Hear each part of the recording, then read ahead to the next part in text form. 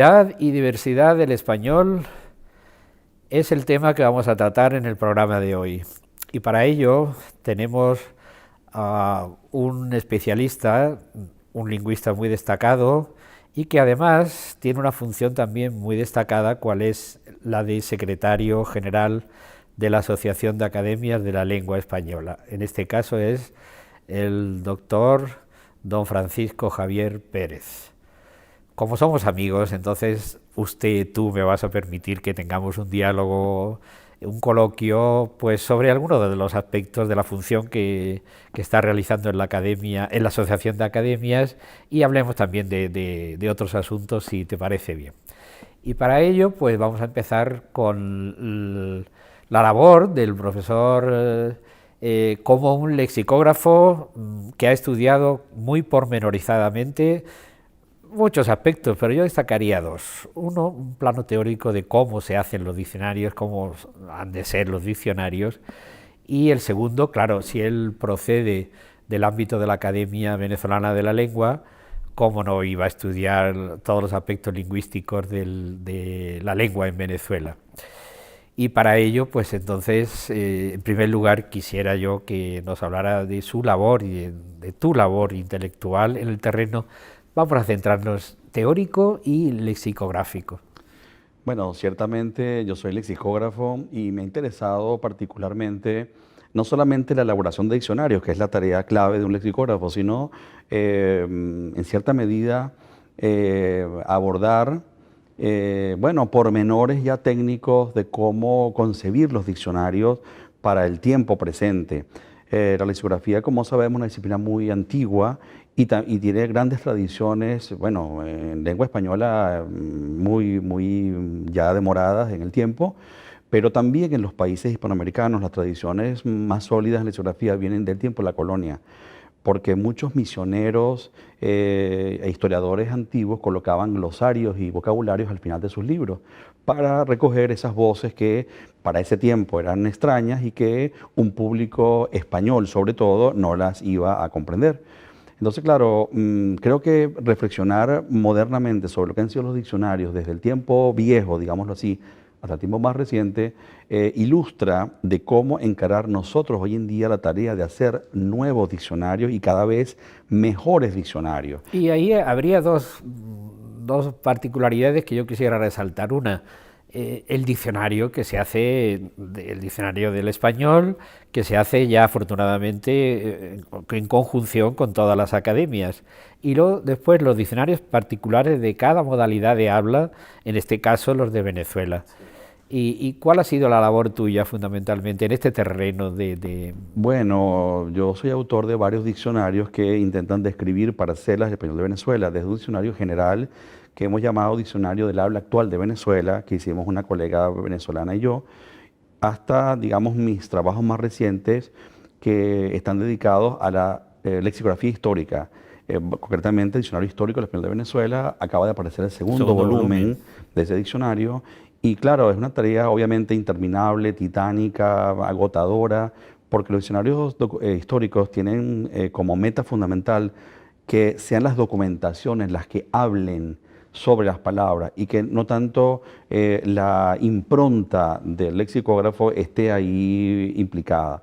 Entonces, claro, documentar una voz desde sus primeras documentaciones, en el caso de Venezuela, concretamente, que muchas de ellas parten del diario de Colón, por decirlo de esa manera, y de otros historiadores antiguos, hasta el tiempo reciente, bueno, supone una tarea de revisión documental tremenda. Y alguien se podía preguntar, ¿qué funcionalidad tiene ese tipo de diccionarios de modo de habla específico dentro del español? ¿Eso va contra la unidad de la lengua? ¿Va a favor de la diversidad? ¿Son positivos? ¿Cómo ves este asunto? Bueno, mira, Pepe, yo creo que la lengua española tiene una fortaleza enorme, que es ser una lengua unitaria y diversa al mismo tiempo. Y en la medida en que entendamos que las diferencias no son desviaciones a una norma general, sino al contrario, son enriquecimiento, en esa medida la tarea de recoger en diccionarios toda el habla local, todo el léxico local de, bueno, imagínate la enormidad de la lengua española, en todos los países donde se habla. Yo creo que todo eso constituye siempre riqueza, constituye ir acercándonos a la posibilidad de concertarlas con, obviamente, el conjunto enorme de coincidencias, porque no es que hablamos lenguas diferentes. ¿Y cuáles son los rasgos así más que podían hacer la diferenciación del español de un lugar, de otro lugar, para no decir el conjunto del español de América, del español, porque se decía que el español, el buen español era el español de Valladolid, y Sí. el resto que... Pues si un andaluz, yo soy andaluz, ¿cómo va a hablar? Como es una modalidad de habla, ¿verdad? Sí, Distinta, y allá en América, con la diversidad de países, igual. pues es riqueza, ¿verdad? Es riqueza. En América se dice entonces que el mejor español americano es el de De Bogotá Bogotá. o el de los colombianos. Y claro, obviamente es precioso, pero ese tipo de asignaciones de prestigio no tienen hoy en día mucho sentido. Es decir, el policentrismo donde nos instalamos hoy en día para describir la lengua española implica que hablamos todos en cada una de las regiones donde se habla español, un español que nos es útil, que nos sirve, que es expresivo, que guarda conexión con nuestro mundo. Entonces, claro, yo siempre señalo eso mismo que tú acabas de decir. Si bien es cierto que en Valladolid se habla un precioso español, pero ¿cómo que diría un andaluz, un extremeño, un canario? En fin, no, ¿verdad? No. Y entonces lo mismo ocurre en América. El habla del colombiano es magnífica y es muy expresiva y es lindísima, lo digo de verdad, pero ¿por qué decir que habla mejor que un mexicano, o que un panameño, o que un cubano? En fin, no, no es así. Eso es riqueza, puesto que son modalidades Siempre. de habla diferenciadas que enriquecen un idioma, una lengua que tiene tanto peso, no solamente por el número de hablantes, sino también por la calidad de su cultura, Así ¿no? es, así Y es. sumada no solamente de España, sino pues es un enriquecimiento Bueno, sí, muy destacado. yo creo eso de manera ferviente y creo que que ese es un logro de la lengua española que a lo mejor otras lenguas no tienen. Y que hemos logrado eso, entendernos perfectamente, porque en realidad los equívocos son mínimos si te pones a ver, Sí, sobre pero todo hay ciertos tabúes bueno, que causan risa, el exacto. verbo coger, por ejemplo, que los españoles siempre estamos cogiendo. Sí, en Pues América se puede coger América menos, se ¿verdad? puede, Entonces, y tiene claro. otro sentido, pero son Bueno, cosas... Damas Alonso contaba siempre que en una de sus giras americanas él tenía que cambiar uno de los versos de San Juan de la Cruz, del Cántico Espiritual, donde decía cogiendo flores, uno de los versos tal, y decía, bueno, tuve que poner agarrando flores, que no está bien, ¿verdad? Pero por eso mismo, pero más allá de ese tipo de cortocircuitos, en realidad nos entendemos perfectamente, Perfectamente. y eso es algo Sí. que debemos potenciar cada vez más. Y en eso es lo que está haciendo la Asociación de Academias de la Lengua Española, de la cual tú eres el nuevo secretario general, y que recientemente no fue en México en un congreso de las academias en el año pasado. 2015, ¿no? En noviembre del año Noviembre. pasado, sí. Pues eso es lo que, si te parece, podríamos hablar. ¿Cuál es la función y la labor fundamental de esta asociación de academias? Sí, bueno, la SALE tiene como meta esa misma que tú acabas de formular exactamente, concertar a 23 academias del tiempo contemporáneo. Donde 23 academias, porque hasta ahora eran 22, ¿no? éramos 22, Se han pero unido recientemente la de una que Guinea. faltaba, ¿no? La Academia de Guinea Ecuatorial se Eso acaba de ser incorporada en ASALE en el Congreso de San Juan de Puerto Rico de la Lengua Española a mediados de año. Y bueno, ya somos 23. Pero entonces por eso digo, las 23 academias, pero claro, son 19 academias americanas. Está la Academia Norteamericana, que es de Filipinas, y la Real Academia Española, De que la son... cual yo soy correspondiente de la norteamericana y de la filipina. Ah, pero bueno, eso me alegra mucho, Pepe. Sí, son academias muy notables. Claro. Muy notables. Porque bueno, hacen esa labor que no me gustaría decir periférica, porque es todo lo contrario, es una labor central. Imaginemos lo que es el español en Estados Unidos. Es una lengua que está en Estados Unidos expandiéndose con una potencia. Claro, va a llegar casi a 50 millones Así dentro de es, poco, así ¿no? es. Casi más que los que España tiene en la actualidad. Es así. Bueno, Humberto López Morales, nuestro querido Humberto y admirado Y antecesor, antecesor del cargo que yo que hicimos tengo. un programa con él también Qué hace bueno. ya un cierto tiempo. Qué bueno. Bueno, insistía mucho en eso, que a mediados del siglo XXI en Estados Unidos va a haber un bilingüismo, no sé si oficial y poco importa, ¿verdad? Reconocido por el Estado, eso no importa, sino un bilingüismo real en la calle en Estados Unidos que es, digamos, una expectativa realmente importantísima. Y la Academia Norteamericana va a tener ahí una función, bueno, destacadísima en todo sentido. Entonces, digo, yo creo que la tarea de la SALE es una tarea de cohesión, de concertar esas 23 instituciones que están todas abocadas a describir el español de sus países en lo distintivo fundamentalmente, pero no solo en lo distintivo, sino también, no olvidemos que la SALE participa de manera activísima en todos los proyectos que hemos llamado panhispánicos, porque son proyectos que, si bien, por supuesto, los equipos, o casi todos los equipos de investigación están en la Real Academia Española en Madrid, bueno, por razones que no importa en este momento destacar. Pero realmente también eso es necesario destacarlo, puesto Sí, que hasta no hace mucho sí, era la Academia Española en la solitario. que en solitario la que Sí, imponía, sí, cuando el número de habitantes de es América verdad, era es verdad. mucho más, Sí, era mayor y más rico, sí. ¿no? Y eso creo que se ha dado un giro muy Ha habido estupendo, un la giro colaboración. magnífico, un giro de verdad que es muy loable y hay que aplaudir a la Academia Española por ese giro, Y a las ¿verdad? otras Y a academias las también, otras a que han todas. propiciado de manera muy, muy inteligente y sin ningún tipo de presión de nada, han propiciado ese cambio, que es la paridad de las academias. Está claro que la Real Academia Española es la más antigua, cada academia tiene su brillo Claro, propio porque son historias diferentes, pero claro. más allá de eso, hay un reconocimiento, y yo se lo he comentado mucho aquí en España, de la Academia Española y de las realizaciones de la RAE en América, que es realmente asombroso, casi bíblico. Lo que dice el DLE, el que llamamos antes el DRAE, es bíblico. Entonces, pero claro, esas obras, ese diccionario, que es el diccionario de nuestra lengua, junto con la gramática, la ortografía, el resto de los proyectos, están siendo ya elaborados hoy en día con el consenso de todas las academias. Hay equipos de investigación en cada academia que satisface los elementos específicos de esos países para estos grandes proyectos. Entonces, ya pasó el tiempo pues, de seguir en la idea de que es la RAE como una institución hegemónica, solitaria. Eso no existe. Y sobre Eso no todo existe. los llamados americanismos. Entonces, antes estaban en el diccionario general, ¿no? Y ahora ya se hizo un diccionario de Sí, americanismos. se hizo un precioso diccionario publicado por la Asociación de Academia, en donde, bueno, hay que decirlo, Humberto López Morales tuvo un protagonismo inmenso.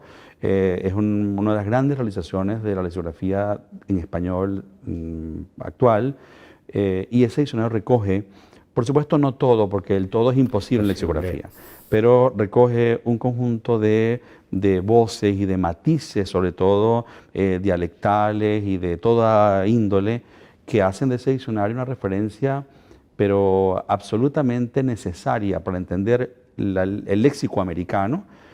Y bueno, quiero decir, la nueva edición que se está preparando en la academia y en la SALE del DLE, que va a ser una edición ya digital, la edición 24, bueno, va a recoger todo ese haber de manera cabal dentro del diccionario. Y luego después la otra, el diccionario de panhispánico de dudas, ¿no? Claro, se está haciendo la segunda edición del diccionario panhispánico, que ha sido una Ese obra de gran utilidad. cuál es la base y el objetivo fundamental de este diccionario? El objetivo es recomendar usos de problemas específicos de la lengua, de escritura, pronunciación, léxico inclusive, que orienten a nuestros usuarios y en una gama amplísima, desde el usuario común hasta, por ejemplo, un periodista o un escritor, a, bueno, qué formas son las más idóneas para y que son de consenso de Y todos. ese corpus que se está realizando dentro de... ¿Nos podías hablar un poquito cómo va ese proyecto tan interesante? Bueno, trabajamos siempre en muchos proyectos al mismo tiempo, ¿verdad? Y eso también exige unas dosis de disciplina y trabajo enormes. Entonces se está trabajando en el DLE, por supuesto, como he comentado, Vendrá pronto una segunda edición de americanismo, pero todavía no está del todo hecha. Se trabaja en el glosario de términos gramaticales, que va a ser una obra preciosa, justamente para llegar a acuerdos de qué entender por un verbo tal o un fonema o lo que fuera. Y en cuanto al panhispánico de dudas, se está trabajando a buena marcha, sobre todo recogiendo en el Departamento de Español Actual, que funciona en la RAE, en la calle Serrano, en el Centro de Estudios de Serrano, recogiendo, bueno, todo ese conjunto de nuevos pasitos o grandes pasos de cómo cada vez escribir mejor nuestra lengua, pero sin ser tontamente normativos o absurdamente normativos, quizá. Es decir, hoy en día la normatividad es simplemente describir una norma, pero no imponerla de manera férrea o a rajatabla como se pretendía antes. Entonces, ortografía y panhispánico van de la mano en ese encauzar la normatividad. Es decir que, y claro, la contribución de todas las academias a la gramática, a la lexicografía, es un punto fundamental, y la asociación que está haciendo una labor estupendísima. Sí, sí. Yo quisiera referirme también a algún aspecto, cuál es el de las publicaciones conmemorativas que se han hecho, ya varias, y que acaba de aparecer una, La colmena de Camilo José Cela, este año, que es el centenario también de la muerte de otro gran figura de las letras españolas, en español, que es Rubén Darío, ¿no? Y que anteriormente se han hecho pues desde el Quijote a García Márquez, a diferentes autores, a Vargas Llosa, ¿verdad? Entonces, la última ha sido La colmena, ¿no? Y como estamos hablando con un venezolano, pues Cela escribió una novela llamada La catira. ¿Qué quiere decir la catira? ¿Es rubio? Sí, en Venezuela catire y catira significa las personas que tienen la piel blanca, en realidad. O sea, yo soy un catire en Venezuela, aunque no tenga el pelo rubio. Claro, ahí fue cuando el dictador, de los cuales sabemos también en España mucho de dictadores, Pérez Jiménez, sí, contrató a Cela por 3 millones de pesetas para que hiciera 10 novelas, me parece que iban a hacer un conjunto de novelas. Un conjunto de novelas, hizo La catira. Y aquello que sucedió cuando con el habla, precisamente, que él quiso reproducir como modalidad del llano, ¿no? de Venezuela. Sí. Bueno, originó una polémica muy... Una polémica tremenda donde intervinieron grandes escritores de Venezuela, casi todos en contra de Cela, hay que decirlo. Porque inventó una lengua que no era la venezolana, en realidad, una modalidad. Yo lo veo de esta manera. Yo creo que sí, al día de hoy lo más rescatable de la catira, y a lo mejor los especialistas en Cela me van a fustigar, sea el léxico o el glosario, mejor dicho, que él colocó al final del libro. Sí. Porque Cela, consciente de que sus lectores iban a ser básicamente españoles, también hizo lo mismo, colocó un conjunto de voces del español de Venezuela, y esas voces están documentadas en los grandes lexicógrafos venezolanos para ese tiempo. Están Julio Calcaño, Lisandro Alvarado, el mismo Rosenblatt, y las obras fundamentales. Rosenblatt le dio un palo tremendo. También, ¿no? terminó Pero dándole claro, duro. Lo que interesa más, sí, claro, el novelista no es el lexicógrafo, sino es una ficcionalidad que está ahí, queda. Claro. Y entonces fue un intento que alguien desde aquí, desde España, pues hiciera intentara hacer una creatividad. Una novela escrita en Palma de Mallorca, todas estas, donde se la trabajaba y vivía, en fin. Pero digo, a mí me luce que al día de hoy el rescate de ese libro no es tanto el rescate de la novela por la novela misma, ¿verdad? Que yo diría que es bastante pobre en general, o bastante anómala, es rara. Es un libro que no sabes cómo, si lo lees desde el punto de vista venezolano no te dice nada. Si lo lees desde otra perspectiva es un libro un poco, no sé, frente a otros de los grandes libros de Cela, La colmena, Verbo y Gracia, la catira queda muy disminuida. Pero hay algo importante. Es decir, que lo que me interesaba destacar es la labor de la invención de los novelistas, es decir, de los escritores, a través de la recreación de un modelo que muchas veces es inventado o que no es tal, pero que es interesante, por otra parte, también para el lexicógrafo. Lo que pasa también que en la polémica con la catira no hay que olvidar el tema político. Que los escritores que fustigan a Cela lo querían también atacar por sus vínculos con Pérez Jiménez, que era uno de los autores venezolanos más terribles del siglo XX. Entonces, claro, la reacción también fue motivada por esa vía. Y finalmente, a mí me interesa también la labor que estáis haciendo a través de los medios como Internet o como las páginas que tenéis en Twitter, etcétera. Eso está muy bien. Mira, yo estoy encantado con eso. Hay un equipo de comunicación muy importante y que trabajan con mucha mística y mucha profesionalidad, tanto para la RAE como para la SALE, en donde hay un seguimiento en redes sociales tremendo de todo lo que hacemos y en la página web, por supuesto, que es una página riquísima, cargada de contenidos de toda naturaleza, desde contenidos explicativos de los eventos, Informativos. informativos, hasta, vídeos, yo digo videos y Y todo lo que fotografías y hay. todo lo que quepa, pues. Pues realmente los espectadores pueden acudir a la página web de la Asociación de las Academias de la Lengua Española, ASALE en el siglo de las siglas, y allí podrán ver toda la labor tan intensa, tan extensa que este organismo, esta entidad está realizando para que el español sea uno y sea diverso. Y en la diversidad está la riqueza. Pues muchas gracias, Francisco Javier, Gracias por a ti. este trabajo No, que gracias a ti estáis haciendo. por este espacio que me das en tu magnífico programa.